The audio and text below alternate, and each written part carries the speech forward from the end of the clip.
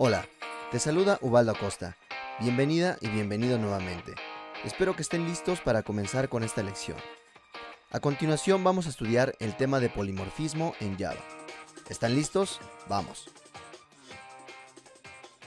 Polimorfismo en Java. El polimorfismo es la habilidad de ejecutar métodos sintácticamente iguales en tipos distintos. Vamos a revisar este concepto de la programación orientada a objetos con el siguiente ejemplo. Un objeto creado en la memoria heap solo puede tener una forma y un tipo, y esto nunca cambia durante toda la vida del objeto creado. Sin embargo, una variable de un tipo puede referenciar a objetos de diferentes tipos, siempre y cuando haya una relación entre estos tipos, como puede ser una relación de herencia, clase padre y clase hija. Una variable de tipo de una clase padre puede almacenar referencias de clases hijas o del mismo tipo de la clase padre, y mandar a llamar los métodos que tiene en común utilizando polimorfismo, es decir, que ejecuta los métodos de la clase hija con la variable de tipo de la clase padre. Esto es precisamente el concepto de polimorfismo. La importancia del polimorfismo es que podemos generalizar un método que reciba distintos tipos en la jerarquía de clases definida, clases padre e hijas. Por ejemplo, un método que imprima los detalles de cada clase sin importar si el objeto recibido es de tipo padre o de tipo hijo, y todo esto con una sola variable de tipo padre. En el ejemplo mostrado observamos que en el código se crea una variable de tipo empleado, es decir, de tipo padre, llamada emp. Esta variable se almacena en la memoria stack, ya que es una variable local, y la variable emp se le asigna una referencia de un objeto de tipo padre, es decir, de tipo empleado. Así que en este momento estamos creando un objeto de tipo empleado, se crea el objeto en la memoria heap y se le asigna una referencia a la variable emp, con el atributo de nombre igual a Juan. Y cuando se manda a llamar el método obtener detalles con la variable emp, el método que se ejecuta es el de la clase empleado. Así que en este momento el método que se está ejecutando es el de la clase padre, ya que el tipo definido en la memoria heap es de tipo empleado. Hasta aquí no hay nada nuevo, ya que estamos llamando un método del mismo tipo de la clase padre.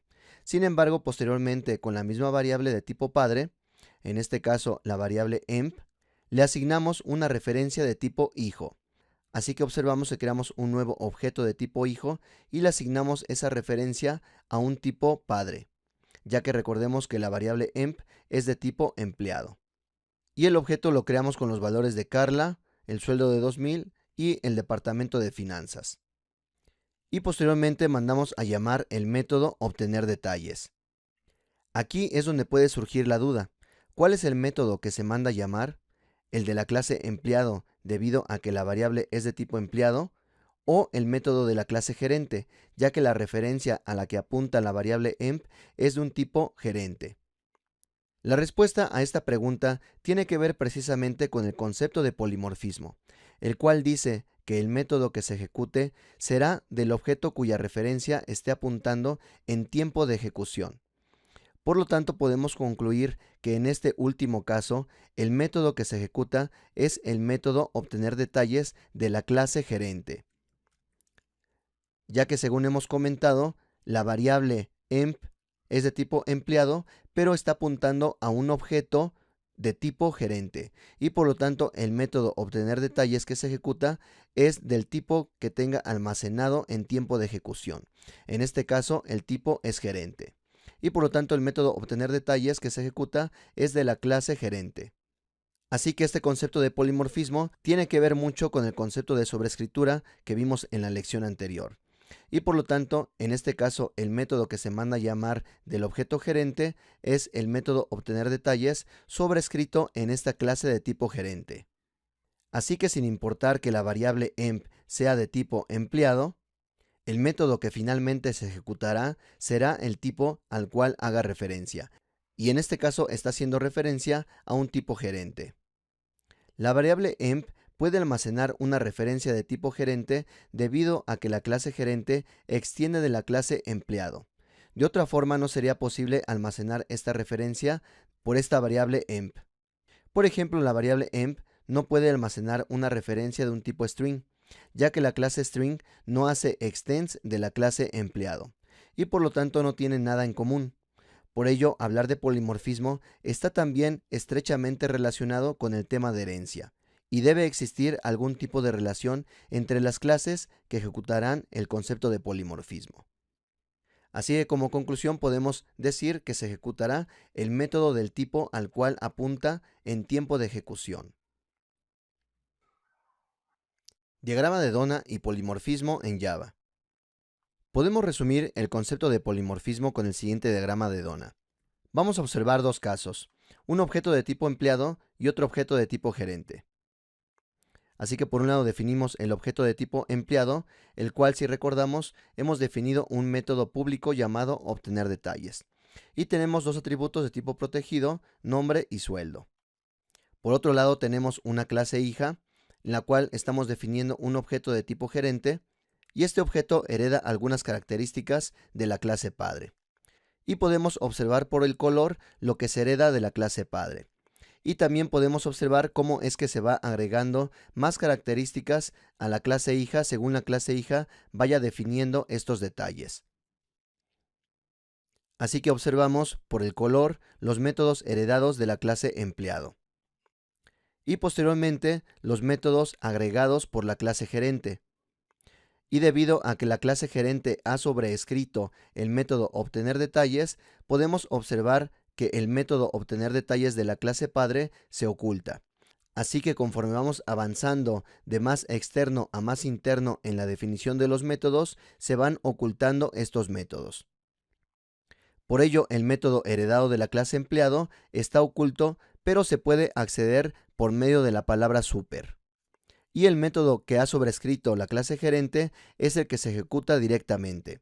Este método no está oculto, sino que ha sobrescrito al método obtener detalles. Por lo tanto, este método queda oculto y no es accesible directamente, sino que únicamente a través de la llamada a super. Todo esto dentro de la clase gerente. Fuera de esta clase gerente, la llamada super no tiene uso debido a que debe de ser dentro de una clase hija. Por ello, la palabra super hace referencia a los métodos o atributos de la clase padre. Así que por medio de este diagrama podemos observar cómo es que un método que sobrescribe a un método de la clase padre puede ocultarlo. Y también podemos observar cómo es que se va formando realmente un objeto. Internamente vamos a tener a los atributos y métodos de la clase padre, y conforme vayamos avanzando hacia la parte externa del objeto, vamos a ir agregando las nuevas características definidas por la clase hija. Sobre todo en este caso respecto al concepto de sobrescritura de métodos, y también aplicando el concepto de polimorfismo. Así que básicamente este concepto de polimorfismo tiene que ver con múltiples formas que se ejecutan al momento de utilizar nuestros objetos. Y respecto a la duda de que si se ejecuta el método de la clase hija o el método heredado de la clase padre, podemos observar que el método más externo es el que se va a ejecutar. Por lo tanto, aquí no hay duda respecto a qué método se va a ejecutar. Podemos observar gráficamente que el método más externo, en este caso el definido por la clase gerente, es el que se va a ejecutar. Y por lo tanto, el concepto de polimorfismo se define claramente si trabajamos con este tipo de diagramas. Así que con este diagrama queda más claro el concepto de polimorfismo, sobrescritura y cuál es el método que se manda a llamar una vez que estamos utilizando varios tipos de datos. Super e invocación de métodos sobrescritos. Una subclase puede invocar a un método de la clase padre por medio de la palabra super. La palabra super es como el operador dis, pero hace referencia a la clase padre. La palabra super puede referenciar a atributos o métodos de la clase padre.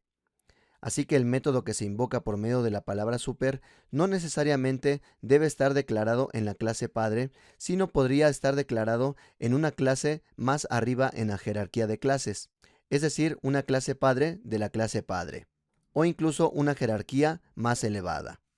Como podemos observar en la figura, una de las ventajas del uso de super es la reutilización de código.